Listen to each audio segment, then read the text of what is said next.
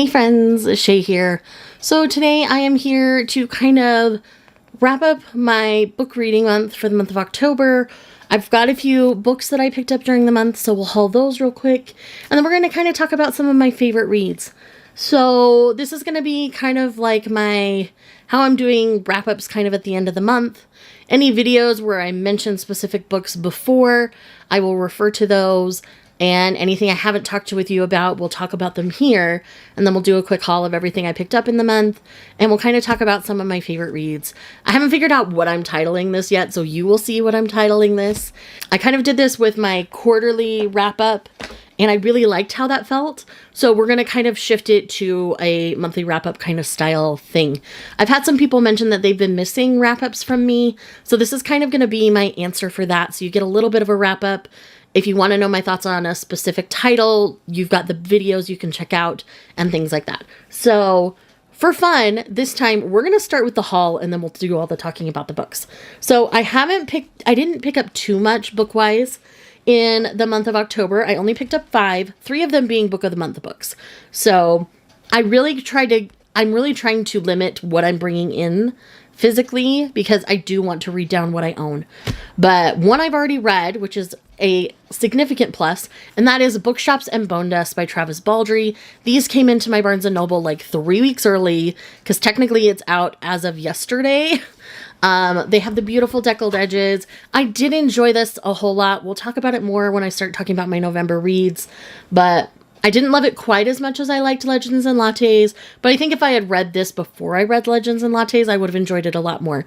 I'm not going to get into the details why, because they're spoilers, but I did really enjoy the small town that Viv spent some time in, and it made sense for her spending that amount of time there. Alrighty, next up, we have My Happy Marriage Volume 5. I have not gotten around to reading this yet, but I am hoping to read it soon. I have been trying to focus on my NetGalley reads lately, so I haven't gotten to it yet because of that. But I am very excited to see what this next installment has in store for our couple. The next one I have here is a very hyped release from the year that I'd been hemming and hawing over reading, and that is Divine Rivals by Rebecca Ross. Now, I think I am going to like this. I do like epistolary novels and those kinds of things. And so I think this is going to scratch that itch for me. And again, enough of my friends have read this and significantly enjoyed it that I thought doing it through Book of the Month, where I'm only spending $15, isn't a half bad idea. And then if I end up really liking it, I can always seek out a prettier edition or whatever. But for now, I'm very happy with this decision. And when I get to reading it, if you want a vlog for it, let me know down below. This is one that I'm hoping to read before the end of the year, but because of other reading obligations, I'm not sure it's going to happen. So hopefully soon. The next Book of the Month pick is an older title, but it is one I've been genuinely interested in for a while. So again, I thought a $15 book through Book of the Month wouldn't be a bad idea for it. And that is The Heart's Invisible Furies by John Boyne. This is a LGBT title that doesn't necessarily have the happiest of endings from what I'm remembering people talking about it. Everyone I've heard talk about this talks about the beautiful writing and how it truly is just a sweeping journey of a story. So I am very excited to read this one. Again, it's a chunky boy.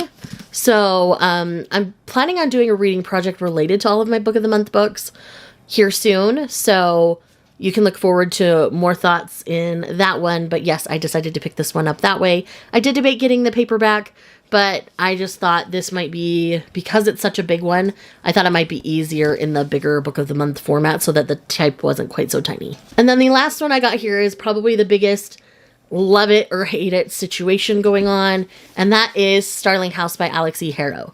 Now, I did really enjoy the 10,000 Doors of January, not as much as some others, but I have not read anything else by Alex E. Harrow except for their very short novels.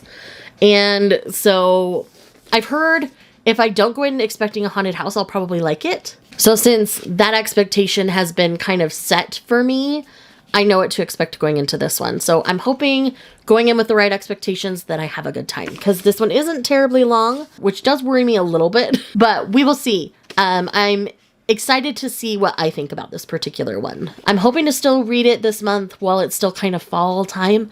If not, it might wait a year. I don't know. We're gonna see. And that is it for my book haul for October.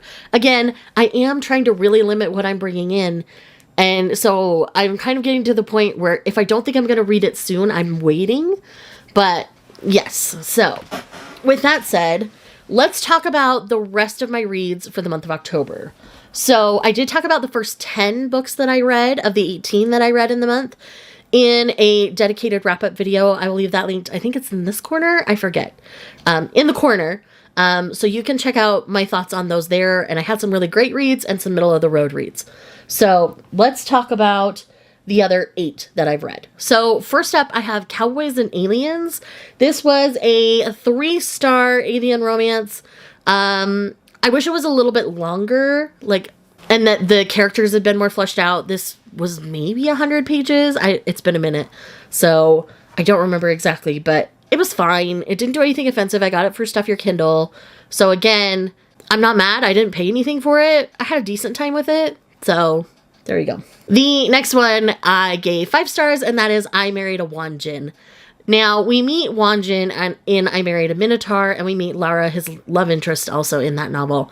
And so this is a side story that was highly requested, and that Regine Abel was kind enough to give the fans of the series. This is, a little over 100 pages. It's basically a novella featuring this couple, and I really enjoyed it. I fell in love with Wanjin, and I fell in love with him even more in this particular one. I liked him before this, but yes, very much love Wanjin. Very excited that he and Lara got their own book to tell their story, because it's just something I needed. I cannot wait for the next Prime Agency series book, because I just really enjoy the series a whole lot. The next one I have here is The Burning Witch #1 by Delmak. This is also in the same world as The House Witch. Technically, we're following Finley Ash Owen's daughter in The Burning Witch, and her love interest isn't exactly who I expected it to be, but I'm down for it. So there's that. I'm very excited to see where this is going to go. I'm not going to get the next one, I think, till January. So as these come out, I will continue to pick them up, but I'm really enjoying the series as a whole. We'll talk more about it in a minute. The next one is a chonky boy that I got from the library, and that is The Covenant of Water by Abraham Verghese, I think is how you say their last name. This is a historical fiction based in the early 1900s in India, and was it India? I want to say it's India. That feels right. And it's about how Christianity plays out in their culture. And in the beginning, we're following a child bride, and we ended up following her for a significant amount of her life. This one was good. It was uncomfortable at times because of the age gap between her and her husband. But again, that was early in the novel. I did move past that. That part of the book went fairly quickly for me. So thankfully, she becomes an adult before anything happens between them, which I'm grateful for. This is a beautiful story. I can definitely understand why people love it. I didn't love it quite as much as a lot of other people. This was a 4-star for me. Again, I think it's a solid historical fiction. I do think it's going to be a contender for the Goodreads Choice Award, which is why I wanted to read it. I can definitely see people choosing it. It's not my personal favorite, but again, I can appreciate and see why people love it so much. And that was also a very trendy Oprah book. I believe it was also a book of the month. There are lots of reasons why. The next one that I read is Beautiful Vengeance by Katie Robert. This is a replacement for... This is the next book in the O'Malley series that's re-releasing right now. Is it Forbidden Promises? I forget what the original title was. Editing Shay will enter it right here for you. I really enjoyed this next installment. I like this series quite a bit. When it comes to the Mafia elements, they're not quite as in the forefront as some other Mafia series, and that's probably why people don't like it as much. But for a traditionally published Mafia, I think it's well done. And again, if you like Katie Roberts smut, you're right on par. You're going to like it. It's going to be good. You're going to like it. The next one, I'll talk about more in detail in the next portion of this video, but that is The Echo of Old Books by Barbara Davis. Essentially in this one, we're following a woman who restores old books, and she can feel the echoes of the person who had read the book previously. She works as a bookbinder, so she rebinds books and all those kinds of things. And she comes across this tome that is called Regretting Belle. It doesn't have an author. It doesn't have a publisher, anything like that. And she wants to unravel the mysteries behind it. So it is a dual timeline historical fiction. Our main character in the present time is in the 80s, and then we're talking about a couple near and around the events of World War II. It's not necessarily a book about war, but the war is kind of in the macro plot a little bit. It's more what happens in high society during wartime. So I found it very interesting, and about how people don't necessarily want to believe what they see. And it was very well done. I really ended up enjoying it. And the ending was hopeful and sweet in a way that I didn't know I needed. So really loved this through and through. We'll talk about it more in a minute. The next two books are both gargoyle books because I read them on and near Halloween. So I wanted to kind of get a little more paranormal thrown in there because I didn't really read too much in October. So the first one is Deceived by the Gargoyles by Lillian Lark. This one is one that I've been sitting on for almost a year. All my friends have loved it. And so I finally caved and finally read it. I get it. I love it. And I'm mad at myself for waiting so long, so I'll definitely be picking up more Lillian Lark very quickly. This is my second Lillian Lark book. She has an AI robot one that I had read and I really enjoyed. So finally got around to reading Deceived by the Gargoyles and loved it. And then the other gargoyle book I read, you probably know if you know gargoyle books, and that is The Gargoyles Captive by Katie Robert. This is the next installment in her Deal with a Demon series that I hadn't gotten to yet. I've had it checked out since it came out. But I finally got around to taking a moment to read it. I enjoyed this one. I think it won't work for everybody, if I'm honest. It worked well for me. I gave it a solid 4 stars. But I could definitely see why people wouldn't like this particular one. There are some tropes that make it feel a little more captive. It was consensual non-consent and some things like that. So it's going to have some tropes that aren't going to work for everybody, but it worked really well for me. I thought Katie did a fantastic job, and I will continue to pick up the books in the Deal with a Demon series because I really enjoy them. So let's talk about my favorite reads from the entire month. So some of these are going to feel a little repetitive if you've watched either of the videos, and like this one or the other. So parts of it you probably could pick up some of my favorites that I've talked about already, but let's kind of just go through my little layout here in my bullet journal. So first up, I have the Delmock House Witch series. I read the final installment in the House Witch, the bridge book called The Princess of Potential, and then The Burning Witch #1. I really enjoyed all 3. I did these kind of in their own category because they're all from the same world and series, essentially. So really loved them. They're definitely on my favorites. Probably of the year. Like, this is one of my favorite things I've been reading this year. If you like cozy, lower stakes fantasy, this is going to work for you. This has a little bit higher stakes than a normal cozy fantasy, so do know that going in. But again, everything's pretty comforting and you know where it's going, and so you're not going to necessarily be surprised. But I have a great time. These books are just like a warm hug of a read for me, so they work really well. The next one I have here is King of Pride by Anna Wong. This is probably my favorite Anna Wong I've ever read, and I wasn't sure I was even going to like Kai in the beginning, so that should tell you something. I firmly believe King of Pride is a fantastic novel. Kai is the bookish boyfriend we all deserve, and I really loved the steam in this, with the forbidden element of them kind of sneaking around behind the backs of her job and his place in their little club. It worked really well for me. I really enjoyed it. So would definitely recommend the series, but specifically King of Pride. I did love King of Wrath as well. I have not read King of Greed yet, but hopefully soon. And then the next two are the Don May that I read this month, which is Heaven Official's Blessing #7 and The Husky and His White Cat Shih Tzu #3. Both of these made me cry, tore out my heart and soul, and put them back together in ways, and I loved it. I loved it so much. 10 out of 10 recommend these all the time.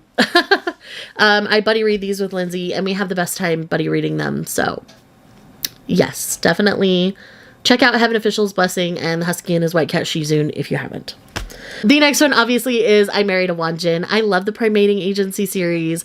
I loved I Married a Wanjin. Yes, it's super short. I could have taken a whole book on their story, but I love what I got. I appreciate that she gave that to us, even though it wasn't necessarily intended in her original plan, but we all love it. And it was wonderful. I really enjoyed it. Okay, the next one here is Woven by Gold by Elizabeth Helen. Izzy and I are obsessed with this series. No one is surprised that this is one of my favorites of the month. Like, no one. And I love this Beauty and the Beast inspired wide shoes centered around the Fae princes of the Fae realm. And the 5th Dark Prince is entering the chat, and I'm thriving. I am here for it. If you've read it, you know who I'm referring to. I'm very excited for the next novel. And all of these relationships are building slowly, despite it being a wide shoes. And I needed it to be that way. So I'm very much looking forward to it. And I'm just ready for the Frosty Prince to unfreeze and be his normal self. The next one, I believe, is going to strongly feature the spring realm of the Fae. And it's called Forged by Malice. And I'm here for it. Like, I am so here for it after Woven by Gold. Like, oh my gosh. This is the cover for Forged by Malice, by the way. It's stunning. I'm here for it forever and always. Ugh, so good. And then the next one, again, probably won't surprise you, and that is The Echo of Old Books. I did give this one 5 stars. I thoroughly enjoyed this one through and through.